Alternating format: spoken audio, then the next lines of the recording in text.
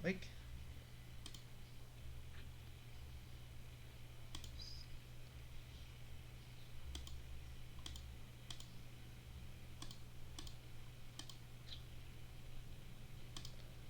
selamat siang teman-teman.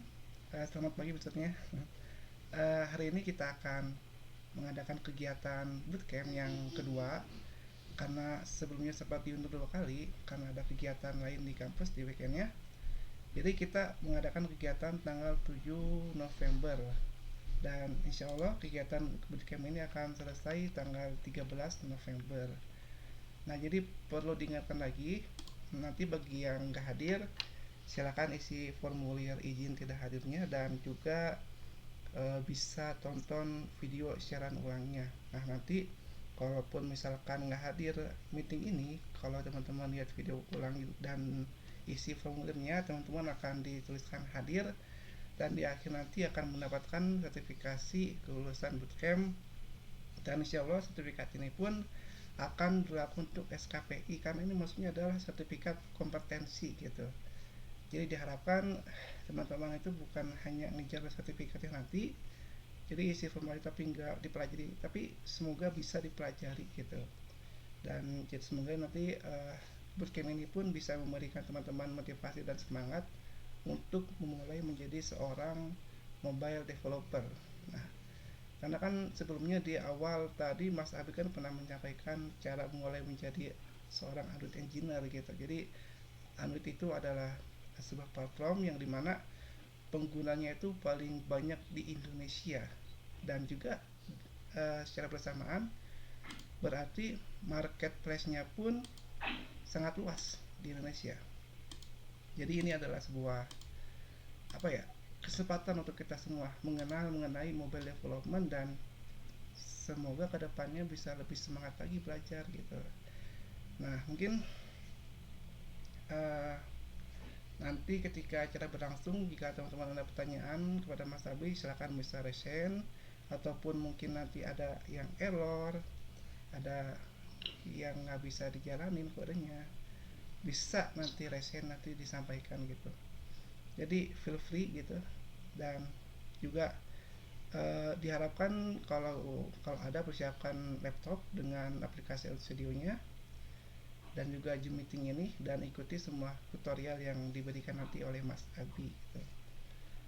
Uh, dan juga diharapkan bisa full fokus pada acara ini karena uh, ketika kita full dengan acara ini fokusnya, nanti insya Allah akan ada sedikitnya materi yang kita pahami dan yang kita masuki ke dalam otak kita gitu.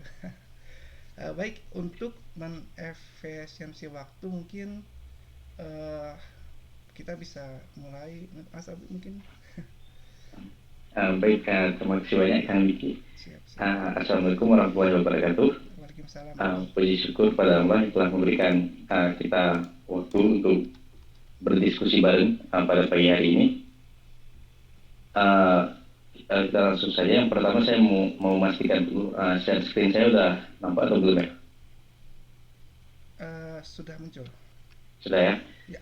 Nah, jadi pada minggu yang berbahagia ini kita membahas industri Android Study Jam ya, yang section 2, yang mana di sini kita berfokus pada activity. Nah, jadi kalau sebelumnya rekan-rekan developer udah belajar tentang cara mendesain layout, nah hari ini kita akan belajar cara menggunakan implementasi dari layout tersebut. Nah, contohnya jika sebelumnya kan kita buat button. Nah, tentunya button di file XML itu kan kita perlu integrasi di file Kotlin-nya kan, atau file Java-nya. Nah, jadi yang pertama kita perlu membahas dulu apa itu activity. Nah, kurang lebih di sini activity menyediakan sebuah window yang mana di situ kita bisa menggambar UI. Nah, walaupun sekarang udah ada Jetpack Compose yang mana itu di activity juga, tapi kita pakai Kotlin. Nah, tapi seperti yang dikatakan Mas Diki, Kang Diki tadi, kita perlu step by step ya, dari bawah dulu, baru perlahan kita belajar supaya menjadi expert. Nah, Jadi yang pertama di sini ini dokumentasi activity ya, bisa dilihat. Jadi kurang lebih activity itu di mana sebuah integrasi antara layout dan file logikanya atau Kotlin atau Java itu terintegrasi. Nah, atau kita bilangnya di Android ini user ini ya, main thread. Nah, jadi main thread itu yang muncul di UI-nya. Nah, jadi di sini bisa kita lihat ini apa life cycle activity-nya dari on create, on start, on resume. Nah, ini tentunya kita nggak bahas ini secara mendalam karena sangat panjang dokumentasinya. Jadi rekan-rekan bisa baca sendiri nanti dan juga diulik-ulik sendiri supaya makin paham ya. Nah, apa keuntungan atau kelebihan dari kita tahu life cycle ini? Nah, kita ambil contoh Instagram ya. Nah, setiap kita buka Instagram itu kan review dari postingan terbaru kan. Nah, bagaimana itu bisa dilakukan setiap dibuka muncul lagi? Nah, itu karena di salah satu step ini kita ambil contoh di on start. Nah, jadi sudah di set ketika aplikasi dibuka, tentunya yang pertama berjalan adalah on create on start. Nah, on create ini ketika aktiviti pertama kali dibuat, on start ini ketika aktiviti dibuka lagi ya. Maksudnya ketika kita dari halaman utama pindah ke halaman lain, lagi ke halaman utama. Nah, ketika on start ini dijalankan, diberikan logika di file Kotlin atau Java-nya itu agar dilakukan refresh. Nah, itu contohnya. Dan juga dengan memahami activity life cycle ini, kita tahu kapan harus mengakhirkan eksekusi dari sebuah thread atau sebuah logika, sehingga di situ juga kita bisa mencegah kebocoran memori ya. Dan tentunya ini pemahaman yang mendalam ini membuat kita tahu kapan harus, maksudnya misal di onstart ini kita harus meletakkan logika apa, di on resume kita harus meletakkan logika apa. Nah, dengan begitu aplikasi kita ini bisa termanajemen dengan baik, dan tentunya dengan manajemen yang baik akan memberikan impact user experience yang baik. Oke, langsung saja setelah ini udah kita kurang lebih kita pahami dari sisi aplikasinya. Nah, sekarang kita langsung aja ya, kita praktek kode lab-nya. Nah, yang mana kode lab ini tentang dadu ya. Nah, jadi ini kode lab-nya ada 6, yang mana di bagian 1-5 ini kita latihan, dan di bagian 6 ini semacam ujian gitu. Jadi setelah teman-teman rekan-rekan pelajari dari poin 1 sampai poin 6, sampai poin 5, itu nanti di poin 6 dicoba sendiri. Nah, ini seperti yang dikatakan Kang Diki tadi, jadi setelah kita belajar sama-sama, kita sharing sama-sama dari poin 1 sampai poin 5, teman-teman bisa mencoba praktek sendiri untuk project ini ya, yang ke-6 ya, project Lemonade App. Dan nanti kalau ada kendala ataupun sebagainya itu bisa ditanyakan. Bisa juga ditanyakan di grup WA ya, yang sudah dibuat oleh Kang Diki. Oke, langsung kita mulai. Jadi ini yang pertama, class dan object instance in Kotlin.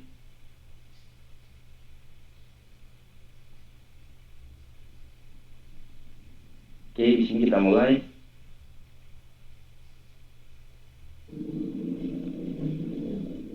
Nah, di sini bisa kita lihat ya, ini kita ini project Android Studio-nya udah dibuat. Nah, jadi di sini yang pertama fun main. Nah, fun main ini function utama ya di code Kotlin itu untuk di run. Nah, ini masih dari sisi codingnya ya, jadi kita belum integrasi ke layoutnya. Nah, sekarang kita buat di sini fun main ya. Ini saya hapus saja dulu. Kita mulai dari awal aja. Nah, cara buat kelasnya sama ya, seperti kita buat activity. Kalau sebelumnya mungkin rekan-rekan di new activity untuk buat activity baru. Kemudian di sini new Kotlin class ya, untuk buat kelas Kotlin yang baru. Nah, kemudian di sini kita buat variabel baru, file dice range. File dice range ini itu memberikan number ya dari 1 sampai 6. Nah, sekarang di sini diminta diberikan instruksi ya, file random number, yang mana dash range ini diacak. Nah, bagaimana cara kita tahu acaknya ini? Ini sudah diberikan contohnya ya. Nah, ini kita copy aja. Tapi ketika teman-teman nanti praktek coding, sebaiknya copy ini dihindari ya. Karena untuk seperti yang tadi kita bicarakan, jadi dengan kita membanyak praktek itu sense-nya akan dapat. Nah, ketika sense itu rekan-rekan sudah dapat, nah itu untuk mempercepat nggak masalah di copy aja kayak gitu.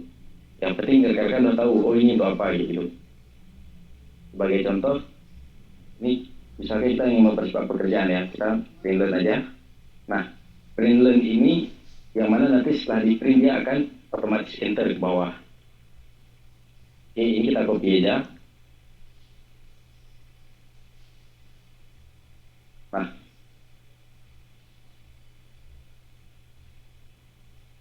ini salah ya, main convention-nya. Nah, kalau untuk variabel, satu variabel aja sebenarnya nggak perlu kita pakai kurung kerowal ya. Tapi kurung kerowal ini kita pakai misalkan kita manggilnya itu lebih dari satu variabel atau ada instruksi selanjutnya. Nah, sekarang kita coba run.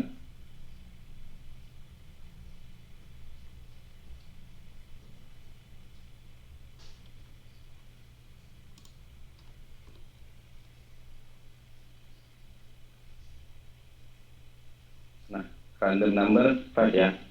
Nah, kita coba run lagi. Nah, masih 5. Nah, ini kenapa bisa berulang 5?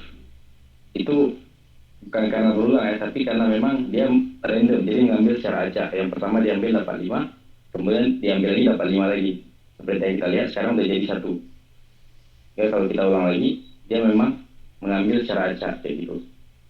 Nah, kemudian ini full code-nya kurang lebih seperti ini. Di sini dibilang run your code several times. Each time you should see output as below with different random number. Nah, seperti jadi memang random ya.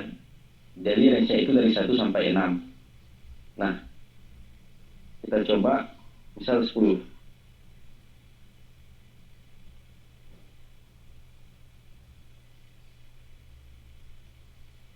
Sekarang lagi.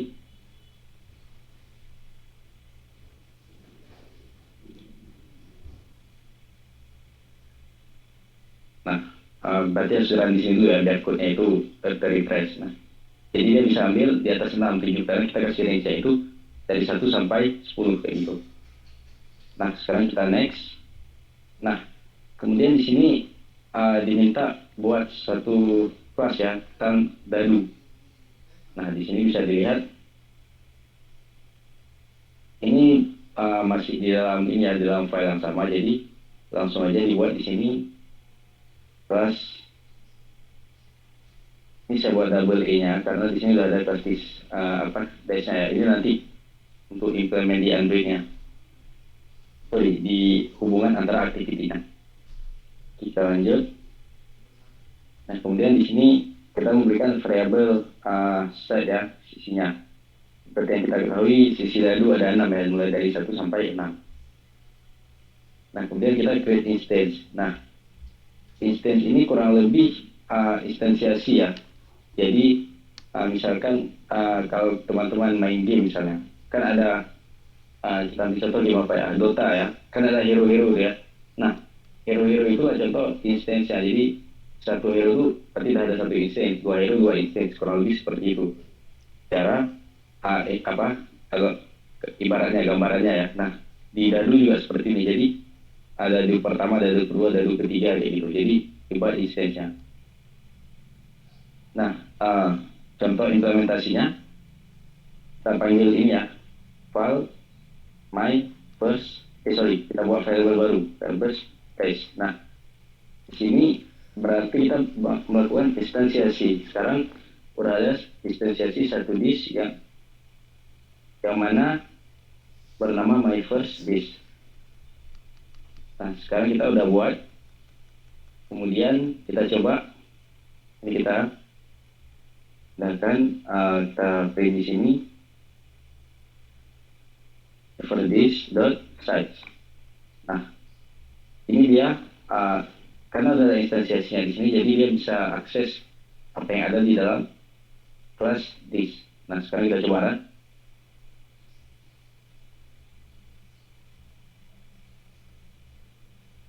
Di 6 ya. Nah, sekarang kita coba ganti 10.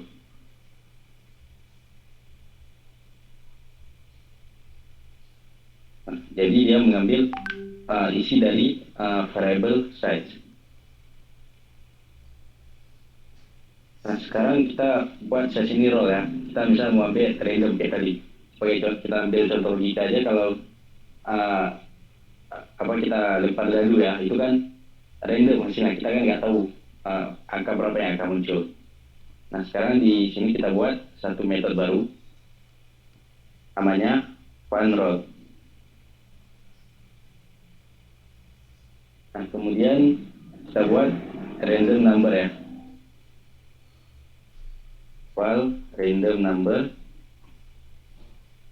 bersama dengan 1 sampai 6 random. Kemudian kita print.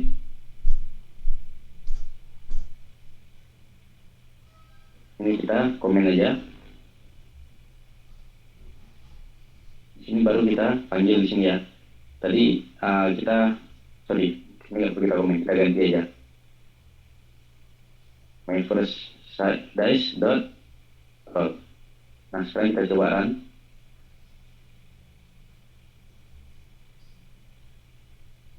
Nah, seperti tadi ya. Ini random numbernya 3 dari 1 sampai 6 tadi. Kita coba run lagi. Nah, 5 ya.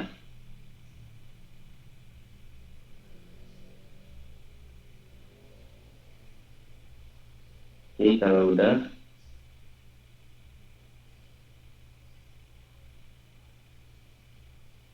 Oh ya, sorry. Dia sebenarnya karena kita panggil ini kenapa ada unit, karena kita kan udah manggil. Udah manggil di sini, dalam ini udah ada pendant kan. Nah, jadi kayak bertabrakan gitu. Sebenarnya nggak perlu lagi unit tadi. Nah, jadi kita cukup panggil metodenya, dia akan menjalankan fungsi ini. Jadi kita coba run. Nah, jadi ini tadi nggak ada lagi. Jadi ini 3 ya. Kita coba lagi ganti 10.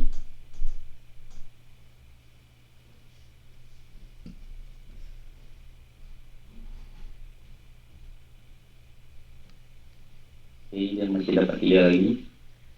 5 ya. Jadi ini random ya.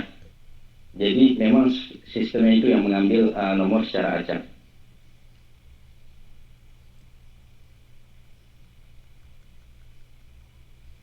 Oke, kita next.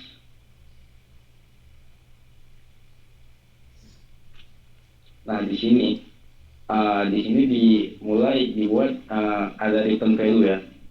Nah, return value itu yang mana nanti ada nilai yang dikembalikan. Nah, kalau di Kotlin kita deklarasikan return value itu menggunakan quantity 2 ya. Nah, berarti ini maksudnya method roll memiliki return value itu yang bertipe integer. Nah, di sini kenapa error? Karena kita udah buat ini harus ada return value-nya, sedangkan kita belum mendeklarasikan return value-nya. Nah, sekarang kita nggak boleh pakai pendant. Nah, kita langsung return random number. Nah, ini memang ada warning ya. Kenapa? Karena secara otomatis IDE ini akan meminta kita ini untuk dioptimisasi kodenya. Nah, ini akan kita pelajari nanti di kode lab ini juga. Tapi kita kita harus step by step ya. Nah, kita lihat di sini. Ini kita copy aja. Ini udah kita buat variable baru berarti ya. File dash rule sama dengan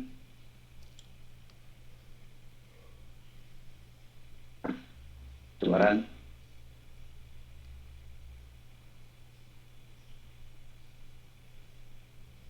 Nah, di sini dia bilang size-nya ada 10 ya, dan row-nya 7.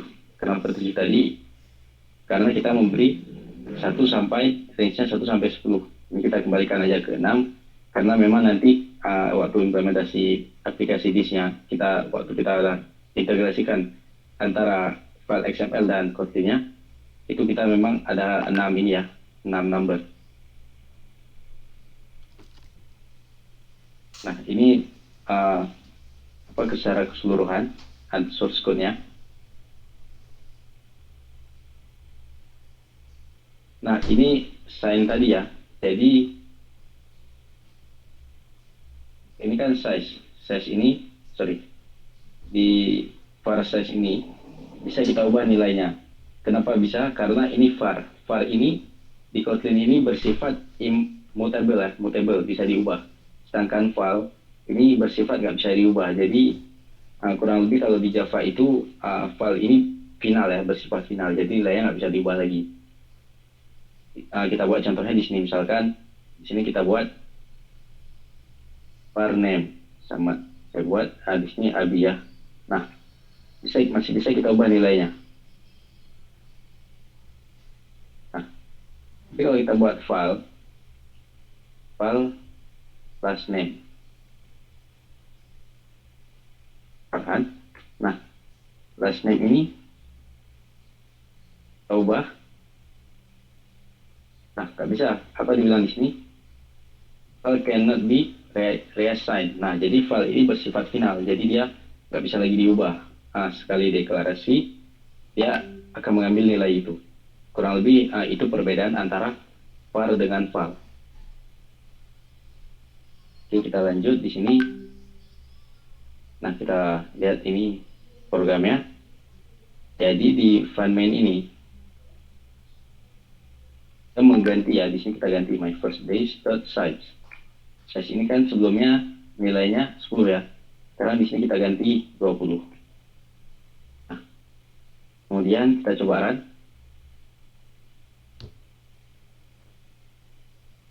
Nah, berubah ya 20. Kenapa bisa berubah? Karena ini var. Coba kita ganti dengan val. Nah, dia langsung error ya. Karena file itu nggak bisa di assign. File itu nggak bisa di reassign.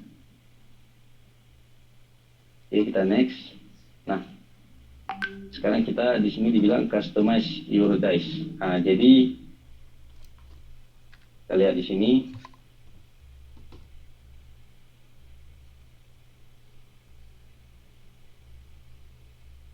Oke, kita langsung ke full code-nya aja. Nah, jadi di sini kita lihat yang pertama dia mendeklarasikan variable dice. Nah, jadi di sini tadi kan size-nya ini di dalam ya. Nah, sekarang di sini diubah menjadi parameter ya. Nah, sekarang kita lihat, bisa dilihat di sini class dice, di sini ada file num size yang mana bertipe integer. Nah, jadi di sini kita lihat di sini langsung error. Kenapa? Karena kita udah mendeklarasikan parameter di sini. Berarti kita perlu mendeklarasikan parameter juga di sini. Nah, sekarang kita isi parameternya 6 ya. Nah, oke, kita coba print di sini.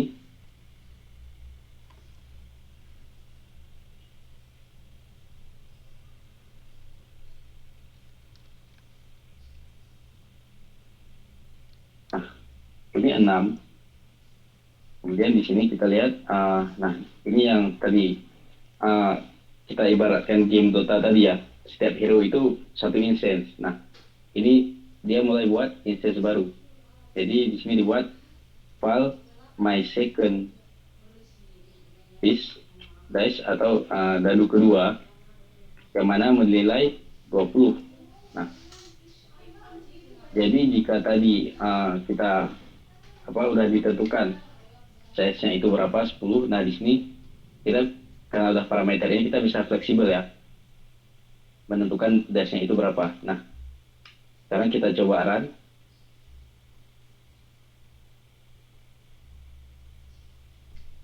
Nah, bisa lihat ya, ini your size is sorry, ini saya lupa, ini seharusnya kita ganti my second dice. Nah, makanya ini 10 ya tadi, seharusnya 20 ya. Kita coba run lagi.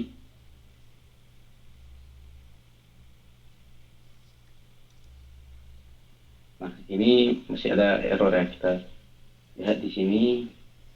Oh ya, my second size dot home size ya, kita perlu panggil parameternya second dice.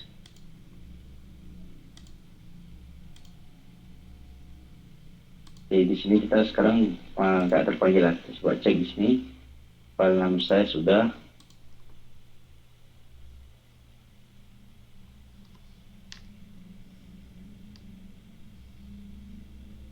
Oh sorry, ini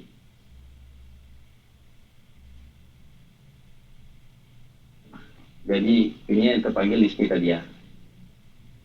Maksudnya kelas yang ini. Ini nanti yang kita pakai di waktu implementasi layout tadi.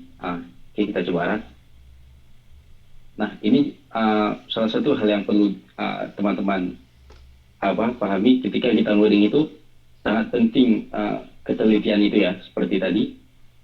Karena saya kurang teliti, jadinya yang seharusnya E-nya ini 2, saya buat 1. Nah, jadi kalau karena coding ini kalau kita nggak teliti itu takutnya nanti hasilnya nggak sesuai ekspektasi ya, bisa berantakan.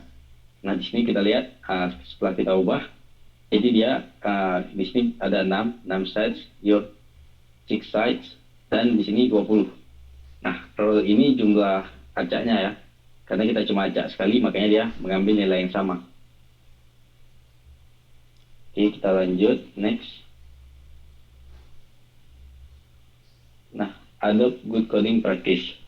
Nah, di sini bisa kita lihat ketika kita menulis code itu code yang ringkas itu lebih baik. Nah, kita harus bisa buat code itu ringkas dan optimisasinya itu baik, sehingga yang pertama itu pemakaian memori nggak banyak, kemudian baris code-nya itu juga lebih singkat. Jadi istilahnya misalkan teman-teman membuat satu fitur ya, kita ambil contoh fitur form input data. Nah, kalau kita bisa buat code lebih ringkas, tentunya waktu yang di code produksinya itu lebih sedikit, yang makan waktunya itu lebih sedikit. Mungkin nggak terasa ketika kita mulai proyek-proyek yang lumayan kecil, tapi kalau rekan-rekan nanti udah terjun ke proyek-proyek yang besar, sebagai contoh skripsi misalnya. Nah, itu sangat penting kita optimisasi code kita. Jadi membuat code yang ringkas itu sangat penting. Jadi kita bisa menyelesaikan dengan cepat dan sesuai deadline kayak gitu. Nah, sebagai kita lihat sini contoh, ini kan fun rule. Sebenarnya kita deklarasi seperti ini ya. Ini yang saya katakan tadi. Ini dapat warning ya. Apa dibilang di sini? Inline variable. Nah, coba kita alt enter. Nah, jadi dia langsung memberikan instruksi untuk rekomendasi untuk supaya di ini aja di inline, dibuat di cast kayak gitu. Nah, ini bisa kita lihat di sini file my first dice. Ini juga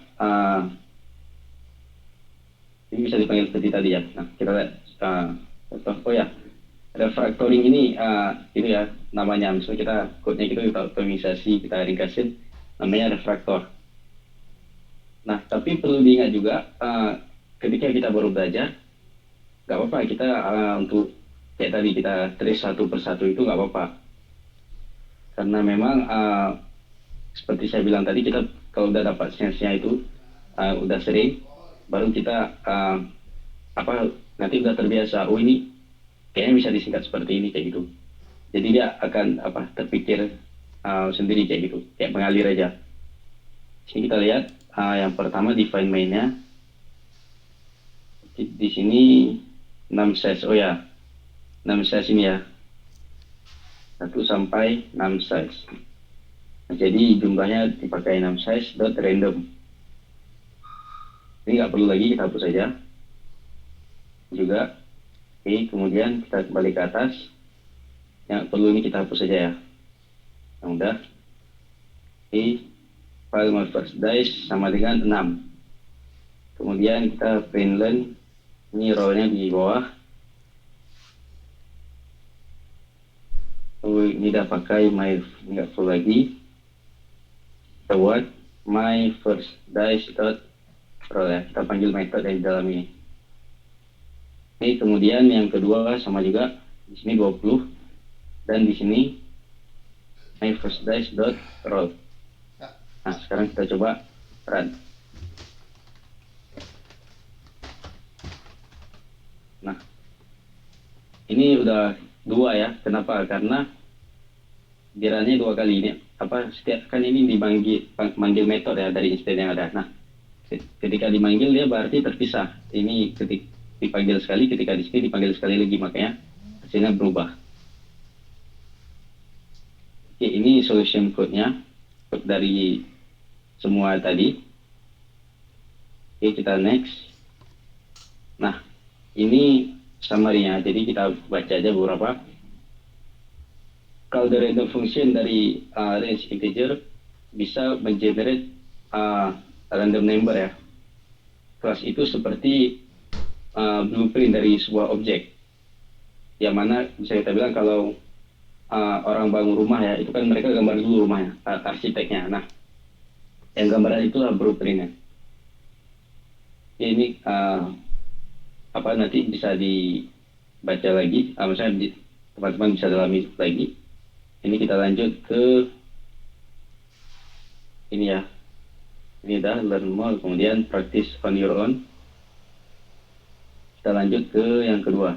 Nah, create an interactive disk loader app.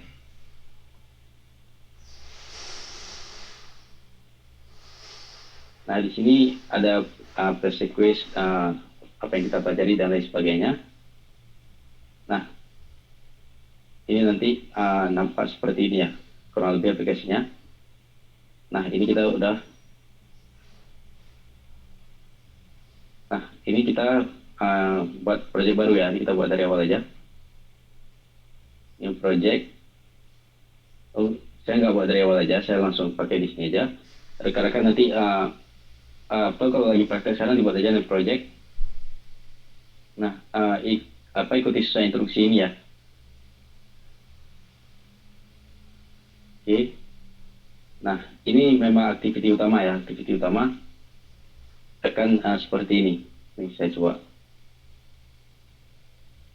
Kita hapus. Ini nggak perlu saya hapus. Jadi memang secara default, karena sebelumnya udah pelajari ya cara buat layout, memang secara otomatis layoutnya ini hello world seperti ini. Nah, kemudian open the layout editor. Nah, di sini kita coba lihat di Studionya. Ini mungkin ini teman-teman pelajari sebelumnya. Jadi terbagi 2, ada bagian code aja, ada split yang mana terdiri dari code dan desain, dan ada desain aja. Nah, kemudian pertanyaannya yang mana lebih baik digunakan untuk mendesain layout, itu tergantung preference masing-masing ya. Ada yang memang lebih suka dari sini layout, dari desain ada yang lebih suka dari sini, misalnya dia nambah text view. Nah, jadi apa yang dia tambah langsung nampak ke sampingnya. Ada juga yang memang lebih suka ya dari code aja. Nah, dia nggak perlu lihat desain, dia lebih suka ngoding code aja. Nah, itu tergantung preference atau selera masing-masing ya.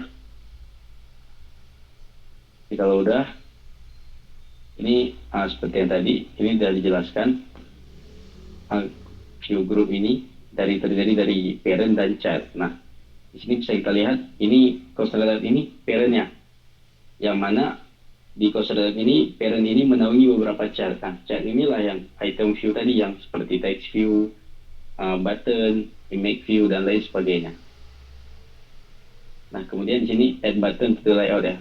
Nah, di sini saya buat new activity aja. Di sini saya buat activity baru. Kita beri nama this activity.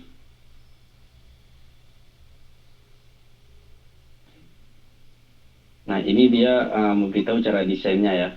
Nah, ini bisa dilihat, ini cara desain pakai constraint layout. Memang constraint layout ini desain yang terbaru, maksudnya yang termutakhir ya, untuk desain layout, yang mana dengan constraint layout ini kita bisa menghindari layout bersarang atau nested layout.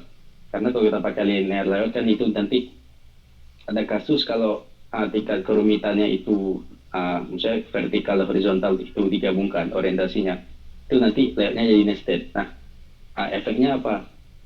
Kalau layoutnya itu masih sederhana nggak terasa memang efeknya karena app-nya cepat gitu jalan kan. Tapi kalau udah app-nya itu udah desainnya itu sudah kompleks, kemudian kita baca data, misalnya ambil data dari servernya kan. Nah, itu di situ nanti terasa renderingnya lama. Dan bisa-bisa freeze karena kalau memang udah 5 detik itu bisa freeze 5 detik ya, itu aplikasi udah sistem Android udah anggap dia not responding. Oke, nah ini kurang lebih seperti ini.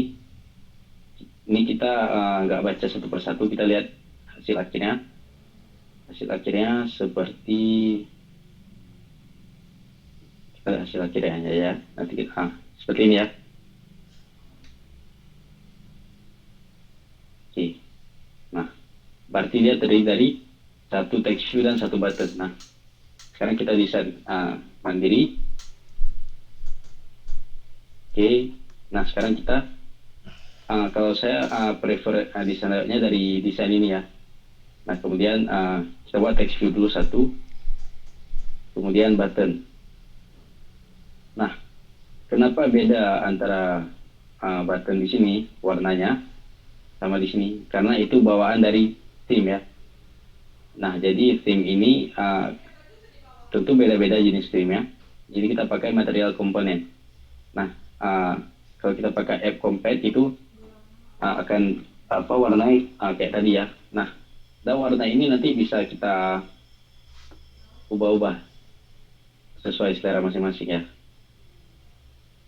Oke, tapi itu nanti caranya kalian eksplorasi aja. Oke, di sini button kita ganti yang pertama teksnya row ya. Nah, kemudian di sini kita lihat kapital semua ya. Kemudian text view di sini angka ya. Ini kenapa masih merah? Karena missing constraint. Nah, mungkin sebelumnya sudah dipelajari. Jadi constraint itu layoutnya itu fleksibel, tapi kita perlu memberi ketegasan di mana posisinya. Jadi yang minimal posisi horizontal dan vertikal itu satu sisi terdefinisi. Sebagai contoh, ini kita coba kita hapus. Nah, yang error lagi karena horizontal dan vertikalnya sudah terdefinisi. Oke, kita lanjut. Ini juga, ini kita nih ke atas saja. Oke, kita kasih sekitar 50 ya. Oke, nah text view ini kita kasih ini random ya, tapi ini kita hapus saja karena nanti, ini memang nggak nampak nanti ya, karena nanti kita implement di code-nya supaya nampak. Text view kita ganti dengan txt random number, kemudian role ini kita ganti dengan ptn random number. Nah, untuk ID ini memang naming convention-nya pakai ini ya, underscore untuk pemisahnya. Nah, ini dibilang konflik. Kenapa? Karena ada layout yang ID-nya sama. Nah, ini nggak apa-apa, di continue aja.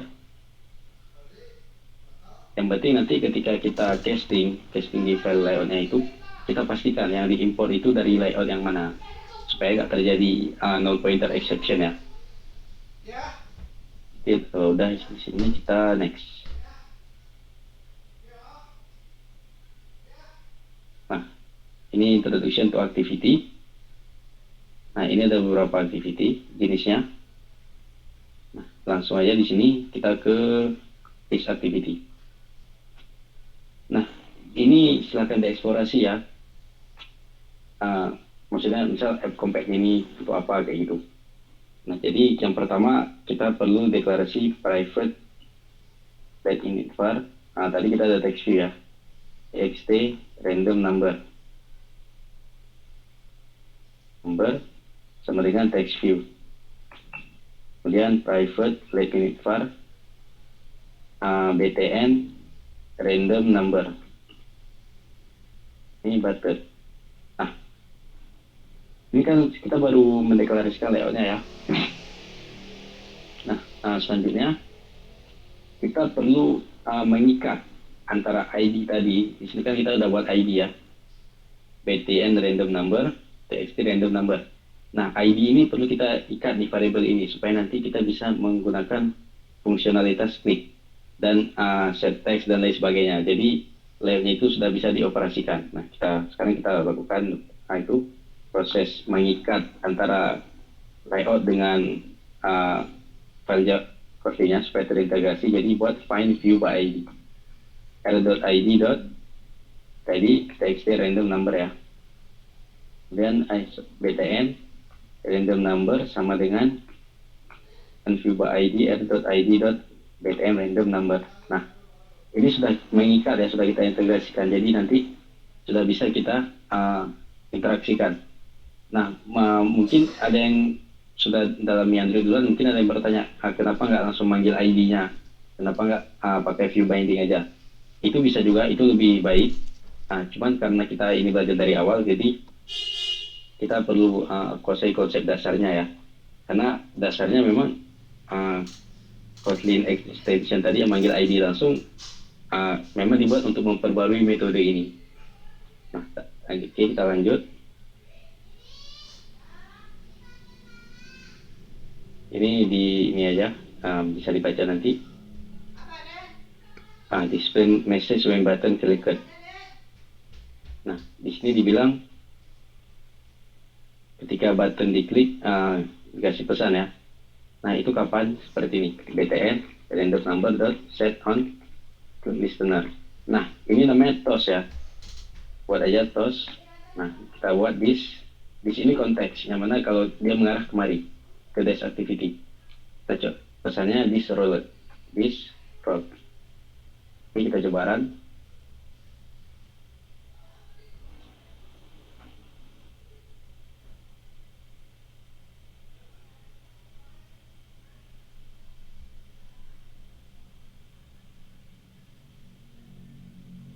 Nah, ini yang tadi ya, find view by ID.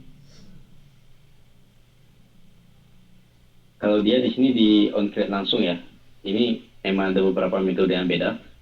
Jadi nanti teman-teman eksplorasi aja.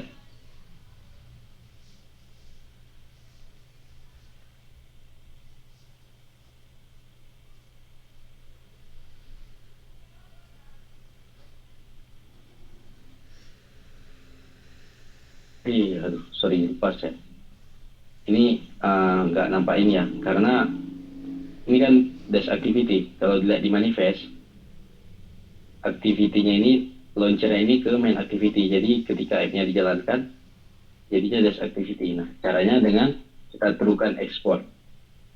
Jadi kita bisa langsung run ini.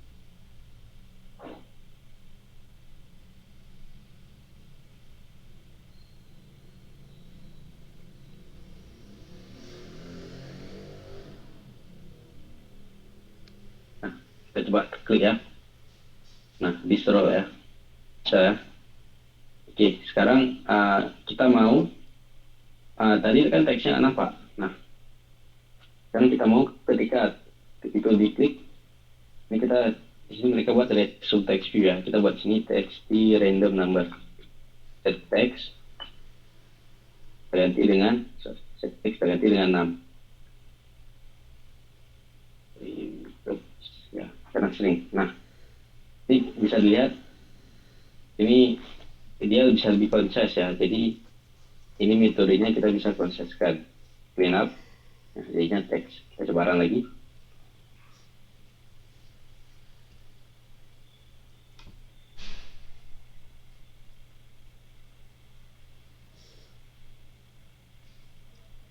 Ini masih belum nampak ya teksnya. Kita coba cari tahu ini kenapa.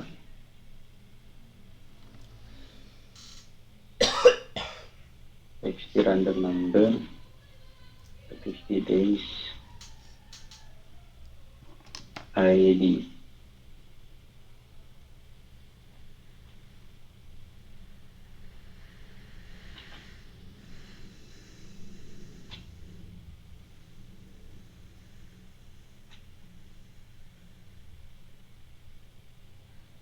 Itu sebarang.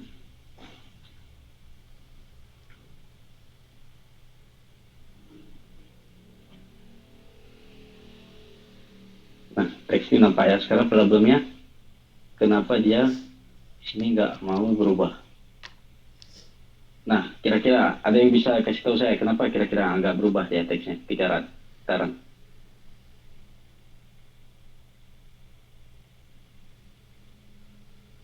Kalian bisa kasih clue kenapa kira-kira? Oke, kalau nggak ada, kita lanjut ya. Kenapa tadi nggak nampak? Karena kan kita udah set ketika random ini diklik, baru aktivitas ini terjadi ya. Jadi, ketika kita klik roll, baru dia berubah jadi 6. Nah, mengapa tadi nggak berubah langsung jadi 6? Karena kita udah set ketika button roll ini diklik, baru angka ini jadi, teks random ini jadi 6. Oke, kita lanjut.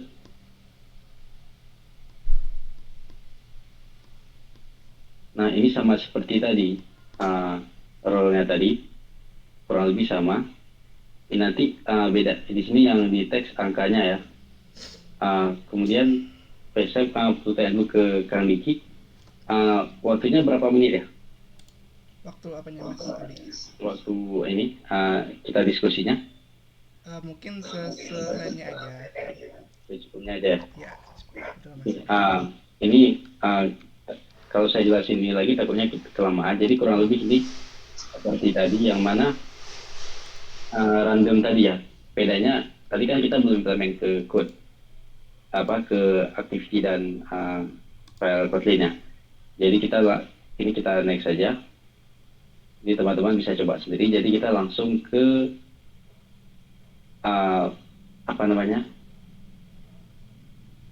add image in ini ya. Nah, ini juga kondisional. Nah, kondisional ini kita ini aja nggak banyak kita bahas. Nah, jadi kondisional ini istilahnya suatu kondisi yang apabila terpenuhi, maka suatu operasi dilakukan, kayak gitu kurang lebih. Jadi misalkan teman-teman mau pergi dari rumah ke kampus ya, ke STMIK Bandung. Nah, jadi misalkan kondisinya jika hujan, saya tidak pergi.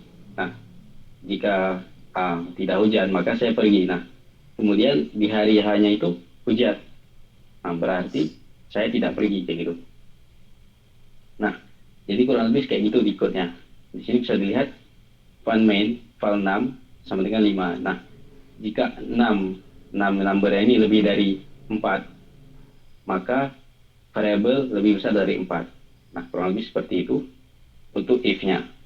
Nah, ini kita nggak jelasin panjang lebar, tapi nanti kita langsung di aplikasi disk-nya itu supaya lebih ini ya, lebih matang dan lebih terasa gitu implementasinya.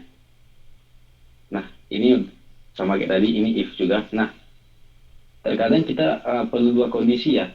Misalkan jika tidak hujan, kayak tadi, jika tidak hujan maka saya pergi ke kampus.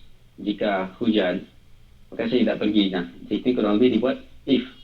Jika hujan saya tidak pergi ke kampus. Else ini kondisi yang mana ketika if di atas ini tidak terpenuhi. Nah, misalkan tidak hujan itu, hujan tadi tidak terpenuhi, berarti tidak hujan ya. Berarti rekan-rekan akan pergi ke kampus, kayak gitu. Ini when sama juga. Bedanya waktu pemakaiannya aja seperti ini. Ketika roll result ini bernilai 1, 2, 3 ini akan di print berdasarkan instruksinya. Nah, ini solution code-nya, ini summary-nya. Ini nanti bisa dieksplorasi sendiri. Nah, sekarang kita masuk ke bagian yang terakhir ya. Ini bagian yang paling seru. Nah, di sini nanti oke, kita take code labnya.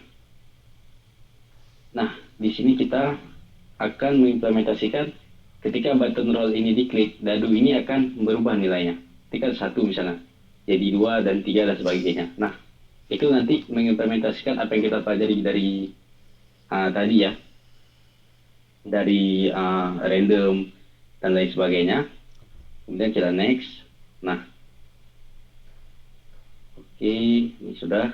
Ini desain layout ya. Kalau lebih seperti ini, kita coba desain. Ini sudah. Oke, kita kembali ke app, main activity. Nah, ini desainnya sama seperti tadi. Nah, ini saya desain seperti ini. Kita coba di tengah aja. Nah, kurang lebih seperti ini. Ini pakai constraint layout ya. Oke, kita next. Nah, ini zip filenya ini bisa di-download. Nanti dipindahkan ke import drawable ke ini ya. Ke drawable di sini. Nah, di sini untuk image-nya. Atau bisa langsung resource manager untuk aksesnya. Oke, kemudian kita lanjut. Oke, di image. Nah, kita bisa langsung assign ya image itu di ini, search compact. Nah, jadinya di 1. Makanya ini tempat di 1. Kita coba di 6 misalnya. Nah, isinya 6 ya. Oke, kita lanjut. Oke, ini udah. Oke, ini cara tadi ya. Ini udah. Nah, sekarang kita berdasarkan yang kita pelajari tadi, kita mau buat, kita coba run dulu ya.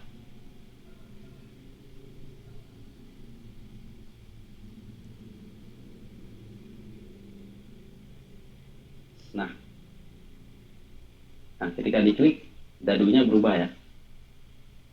Nah, oke. Karena kita mau mengimplementasikan seperti itu berdasarkan apa yang kita pelajari tadi. Oke, yang pertama kita ke main activity. Nah, ini yang tadi kita udah mendeklarasikan button dan image view. Kemudian kita ikat dengan find view by ID antara item view layout dengan code-nya. Kemudian kita buat this range. Nah, this range ini kan tadi ada ini ya, ada 6. Ini saya hapus saja. Kita hapus. Jadi kita mulai dari 0. Oke.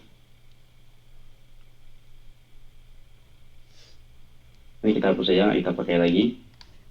Kemudian kita membuat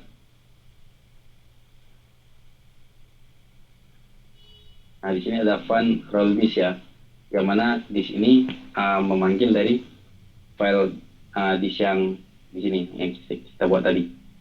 Nah, dia roll dari 6 size. 6 size ini yang tadi sudah diacak. Oke, kita lanjut. Nah, sekarang kita buat kondisi di sini ya, roll dice. Nah, kita buat if ya. Ini pakai if else dulu. If dash ini sama dengan 1, maka dash image dash set image resource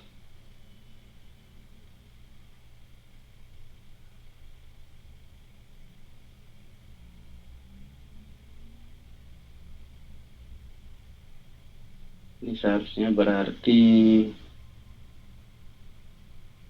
ini dash roll ya. Oh ya, sorry. Ini kita dash roll dulu ya, baru ini file dash roll sama dengan dash dot. Nah, kita perlu itu dulu ya, diacak dulu. Nah, kemudian hasil acaknya ini baru kita implementasikan. Roll sama dengan l dot drawable dot is 1. Nah, yang mana kalau nilai dash roll ini 1, maka yang muncul dadu yang pertama. Nah, kemudian kita lanjut else if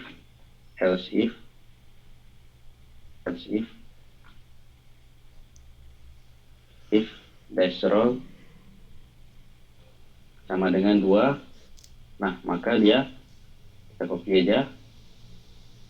Jadinya di sini disknya 2. Nah, itu begitu seterusnya. Ini kita copy aja sampai 6 ya. 1, 5, 6. Ini 5 guys. 2, 3, 4, 5 lagi ya. 6. Nah, di sini kita ganti disk 2, 3, 4, disk 5, disk 6. Nah, sekarang kita implementasikan ya. Percobaan.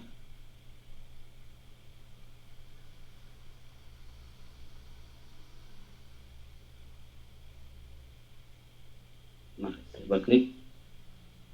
Berubah ya. Nah, selanjutnya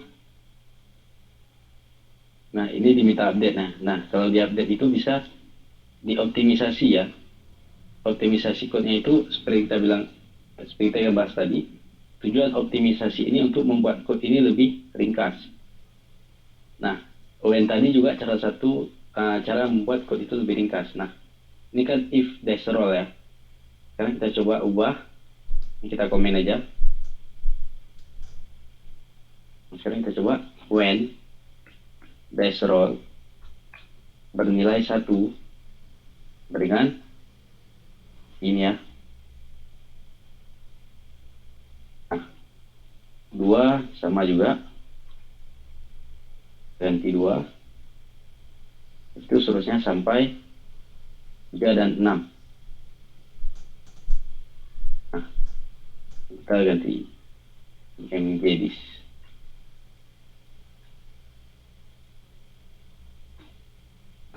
Kita coba run lagi.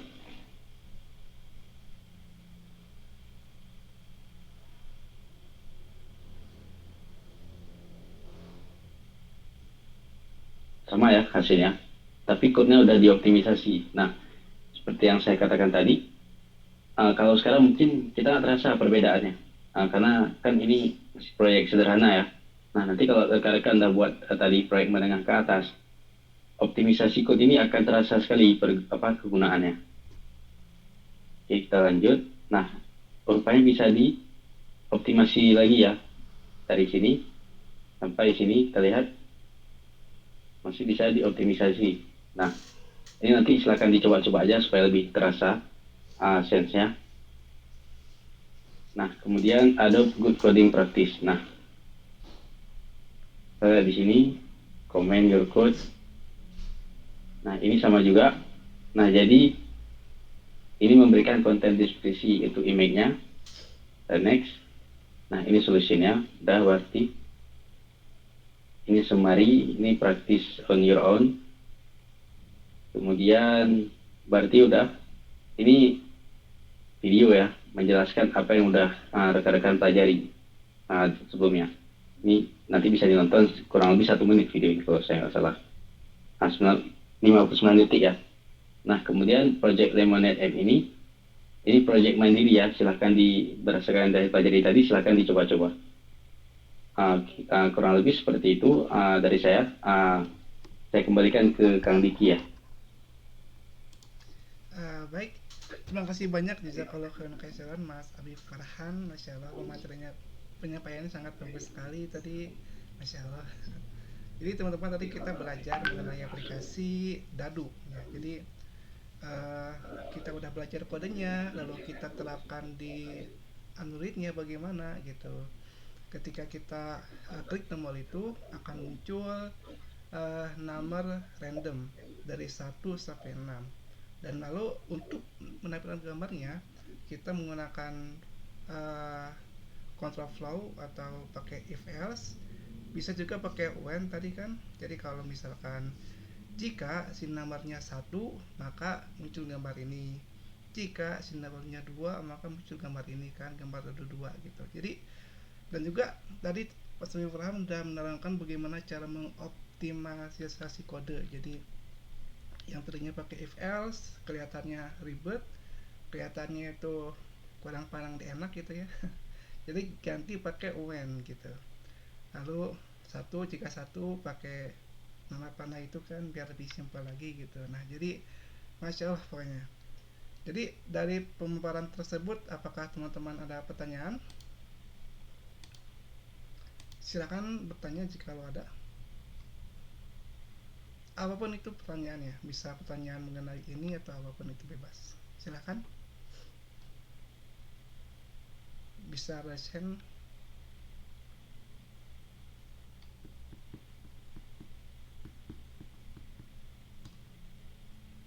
Saya tunggu 1 sampai 5, kalau nggak ada saya akan lanjut.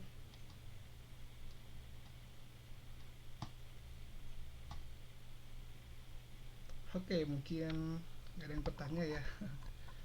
Jadi coba saya mau nanya nih, apakah teman-teman bisa mengikuti materinya? Mas Rijal, bagaimana Mas Rijal? Ada yang disampaikan? Atau Mas Saikun siapa? Aman sih Kang, insya Allah bisa mengikuti, cuman belum sambil dicoba gitu, soalnya kan berat gitu kalau sambil nyoba gitu. Oh, tetapnya kurang itu ya, kurang ramnya mungkin ya. Iya Oh gitu ya. Kang. Nanti, nah sekarang nanti mungkin yang nggak bisa apa ya, yang nggak bisa kode dan lihat tutorial secara langsung, mungkin nanti bisa lihat video ulangnya, nanti akan di upload ke YouTube hari ini juga. Nah nanti teman-teman silakan coba ya agar lebih paham juga. Dan informasi lagi bahwasannya nanti akhir tahun kita akan mengadakan lomba pembuatan aplikasi di Steamik. Jadi setelah sekarang silakan belajar yang giat, nanti semoga bisa juara gitu. Nah dan juga nanti info bahwasannya akan ada beasiswa untuk civitas akademika di Decoding yang telah saya share di grup forum maupun di grup DSC, dan juga sudah di share sama Hima IF gitu, sama sama Mas Andi Sahab gitu, udah di share gitu. Nah jadi silakan ikuti. Nah teman-teman kan tadi nanti kan ada pilihan 2 kelas, Kotlin dan juga memulai belajar Android pemula gitu. Jadi teman-teman silahkan, opsional bisa ambil Kotlin dulu, bisa langsung ambil Android. Kalau misalkan langsung ambil Android berarti teman-teman menggunakan Java. Dan kita kemarin sudah belajar mengenai Java, dan tentunya Java dan Kotlin itu nggak beda jauh, hampir sama gitu. Nah, yang mau dari Kotlin silahkan gitu. Jadi opsional. Ini adalah langkah awal teman-teman untuk mulai belajar mobile development. Bahkan uh, ya harus semangat karena ini adalah kesempatan yang luar biasa. Kalau misalkan teman-teman berbayar, kelasnya itu lumayan juga gitu. Jadi manfaatkanlah sebaik-baiknya. Dan nanti bagi teman-teman yang gak hadir dan lihat video ini, jangan lupa isi form kehadirannya, jangan lupa isi form izin. Nah nanti form kehadiran untuk hari ini akan saya share di grup juga ya. Jadi yang hadir sekarang silahkan isi. Oke, mungkin jika tidak ada pertanyaan lagi, untuk bootcamp sesi kedua ini kita akhiri sampai di sini. Dan semoga teman-teman yang nggak bisa hadir karena ada yang sakit ataupun kerja gitu, mungkin kemarin kelelahan ya, karena kebanyakan yang ikut ini kan dari LDK juga gitu, jadi banyak yang kecapean ketika kemarin jadi panitia maulid gitu. Jadi insya Allah berkah gitu. Jadi silakan bisa tonton video siaran ulangnya dan pahami materi yang disampaikan oleh Mas Abi. Mas Abi apakah ada tambahan lagi? Mungkin nanti untuk link kode labnya saya kirimkan ke grup. Siap. Jadi nanti seperti yang dikatakan Kang Diki tadi, kalau nanti akan ada ini ya, lomba di akhir tahun ya. Nah jadi rekan-rekan sekarang bisa, misalnya dari sekarang terus mulai persiapan, jadi nanti ketika lomba bisa memberikan effort terbaik. Dan juga kalau ada yang ingin ditanyakan seputar Android atau dan lainnya itu bisa langsung ditanyakan di grup WA ya. Di grup WA yang udah dibuat Kang Diki, jadi nanti kita bisa saling sharing di situ. Itu aja dari saya, Kang. Oke, siap. Sebenarnya kalau sekali lagi Mas Abi udah meluangkan waktunya hari ini untuk sharing ilmunya, insya Allah ini akan mempereratkan ukhuwah kita semua gitu. Dan insya Allah Amin. semoga ukhuwah ini menjadi keberkahan untuk kita semua gitu. Bahkan dari Aceh dan Bandung gitu kita bisa meeting seperti ini, kerennya. Ya kapan-kapan mungkin kalau saya ke Aceh mampir ke Mas Abi mungkin ya. Silakan ditunggu kedatangannya. Siap. Ya mungkin kalau misalkan gak ada tambahan lain dari teman-teman Mas Abi, saya akhiri sampai di sini untuk sesi kedua ini.